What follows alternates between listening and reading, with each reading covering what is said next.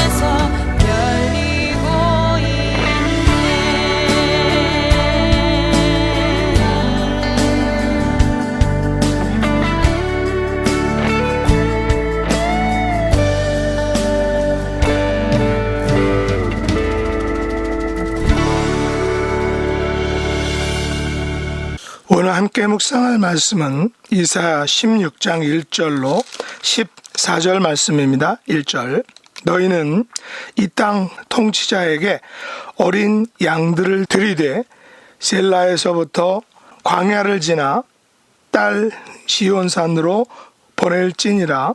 모압의 딸들은 아르논 나류에서 떠다니는 새 같고 보금자리에서 흩어진 새끼 같을 것이라. 너는 방도를 베풀며 공의로 판결하며 대낮에 밤같이 그늘을 지으며 쫓겨난 자들을 숨기며 도망한 자들을 발각되게 하지 말며 나의 쫓겨난 자들이 너와 함께 있게 하되 너 모압은 멸절하는 자 앞에서 그들에게 피할 곳이 되라. 대저 토색하는 자가 망하였고 멸절하는 자가 그쳤고 압제하는 자가 이 땅에서 멸절하였으며 다윗의 장막에 인자함으로 왕위가 굳게 설 것이요 그 위에 앉을 자는 충실함으로 판결하며 정의를 구하며 공의를 신속히 행하리라. 우리가 모압의 교만을 들었나니 심히 교만하도다. 그가 거만하며 교만하며 분노함도 들었거니와 그의 자랑이 헛되도다. 그러므로 모압을 위하여 통곡하되 다 통곡하며 길하세렛 건포도 떡을 위하여 그들이 슬퍼하며 심히 근심하리니 이는 헤스본의 밭과 신마의 포도나무가 말랐음이라. 전에는 그 가지가 야셀에 미쳐 광야에 이르고 그 싹이 자라서 바다를 건넜더니 이제 열국의 주권자들이 그 좋은 가지를 꺾었도다. 그러므로 내가 야셀의 울음처럼 신마의 포도나무를 위하여 울리라. 헤스본이여 엘르 알레여 내 눈물로 너를 적시리니 너의 여름 실과 내 농작물의 즐거운 소리가 그쳤음이라. 즐거움과 기쁨이 기름진 밭에서 떠났고 포도원에는 노래와 즐거운 소리가 없어지겠고 틀에는 포도를 밟을 사람이 없으리니 이는 내가 즐거운 소리를 그치게 하였음이라. 이러므로 내 마음이 모압을 위하여 수금같이 소리를 바라며 내 창자가 기라레셋을 위하여 그러하도다. 모압이 그 산당에서 피곤하도록 봉사하며 자기 성소에 나아가서 기도할지라도 소용없으리로다. 이는 여호와께서 오래 전부터 모압을 들어 하신 말씀이거니와 이제 여호와께서 말씀하여 이르시되 품꾼의 정한 때와 같이 3년 내에 모압의 영아와 그 큰 무리가 능욕을 당할지라도 그 남은 수가 심히 적어 보잘것없이 되리라 하시도다. 아멘. 오늘 말씀의 제목은 소용없는 기도라는 것입니다. 이것은 모압에 대한 경고입니다. 오늘 본문에 보시면 기도가 소용이 없다라고 말하고 있습니다. 12절에 보면 모압이 그 산당에 피곤하도록 봉사하며 자기 성소에 나아가서 기도할지라도 소용없으리로다 라고 말하고 있습니다. 모압은 하나님을 섬기는 민족이 아니죠. 그러나 그들에게도 산당이 있었습니다. 자기 성소를 가지고 있었습니다. 그때에도 산당과 성소는 기도의 처소였던 것입니다. 옛날 우리 조상들이 만든 선앙당이 있죠. 이곳은 마을 어귀나 고갯 마루에 원추형으로 쌓아놓은 돌무더기 형태로 그 곁에는 보통 신목으로 신성시대는 나무 혹은 장승이 세워져 있었던 것입니다. 이곳을 지날 때 그 위에 돌 3개를 얹고 3번을 절한 다음 침을 3번 뱉으면 재수가 좋다라는 그런 무속 신앙이 있었던 것입니다. 선앙당은 선앙신을 모신 신역으로 그래서 신앙의 장소라고 옛날 사람들은 생각했던 것입니다. 이곳을 내왕하는 사람들은 돌이나 나무, 오색천 등 무엇이든지 놓고 지나다녔다는 것입니다.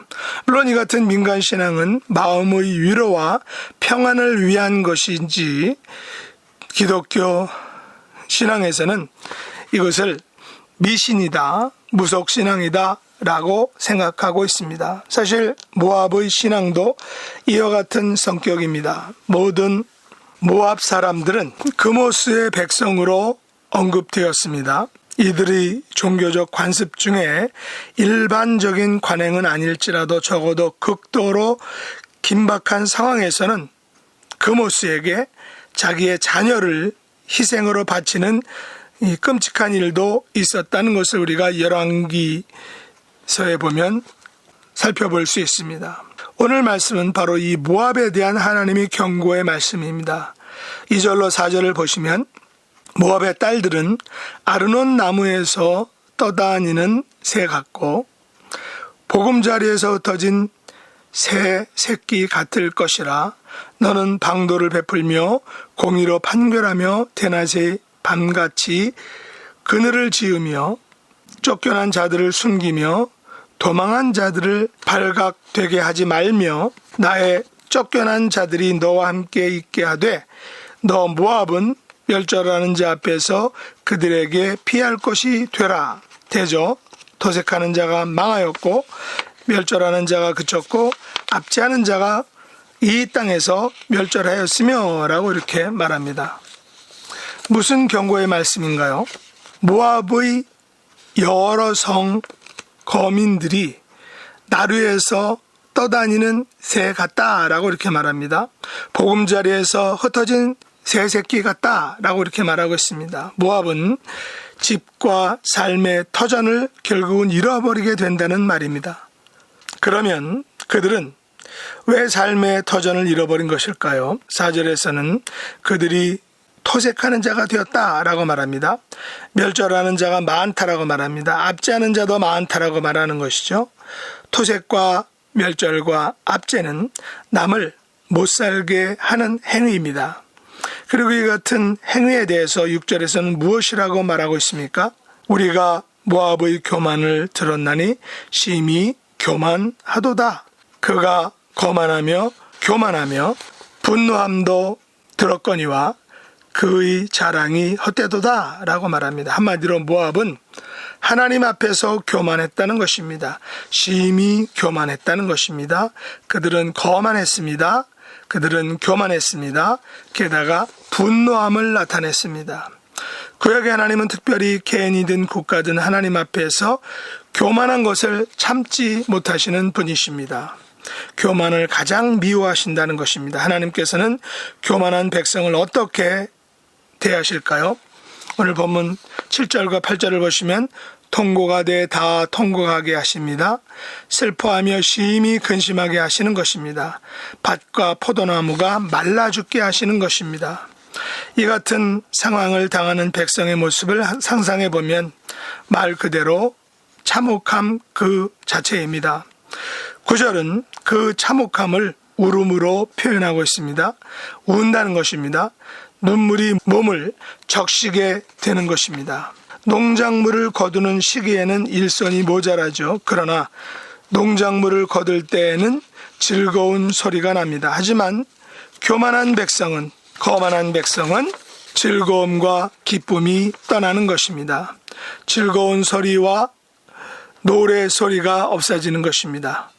하나님께서 친히 즐거운 소리를 그치게 하신다라고 말씀하고 있습니다. 교만한 자들에게는 하나님께서 친히 손을 보시겠다는 것입니다. 12절에서 어디까지 손을 보시고 있습니까? 그들이 산당에서 피곤하도록 봉사한다 해도 소용이 없다라고 말하고 있습니다. 성소에 나가서 그들이 아무리 기도할지라도 그 기도가 소용이 없다는 것입니다. 한마디로 교만함은 아무런 처방책이 없다.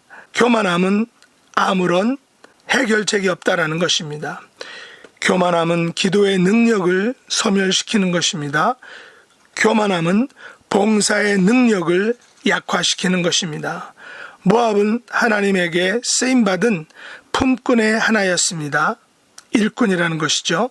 그런 품꾼이 자기의 위치를 모르고 주인인 듯 행세하였던 것입니다.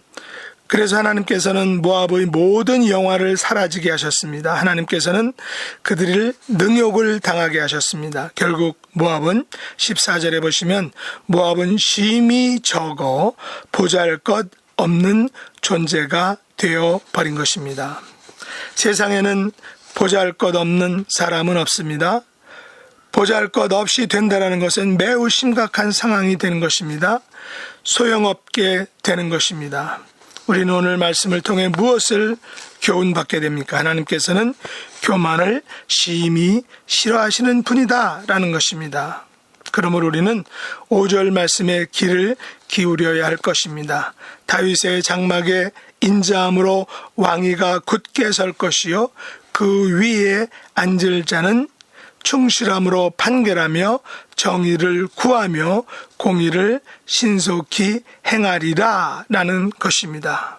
우리의 삶 속에 충실함으로 정의와 공의를 행하는 삶이 될 수 있기를 원합니다. 우리 삶에서 모든 교만함들을 없애버릴 수 있기를 원합니다.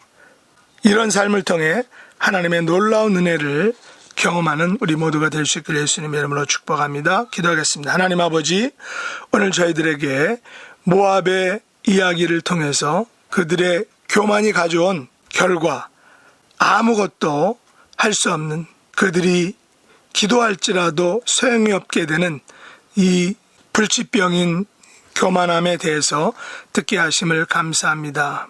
모압은 교만함으로 인해서 모든 것을 잃게 되는, 소용없게 되는 심각한 상황을, 정말 보잘것없는 존재가 되었다는 것을 우리가 살펴보았습니다. 우리의 삶 속에 하나님 앞에서, 또한 사람들 앞에서, 그 어떠한 상황 가운데서도 우리가 교만하지 않게 도와주시고 하나님 앞에 충실함으로 정의를 구하며 공의를 행하는 삶을 살게 하여 주시옵소서. 예수님의 이름으로 간절히 기도드립나이다. 아멘.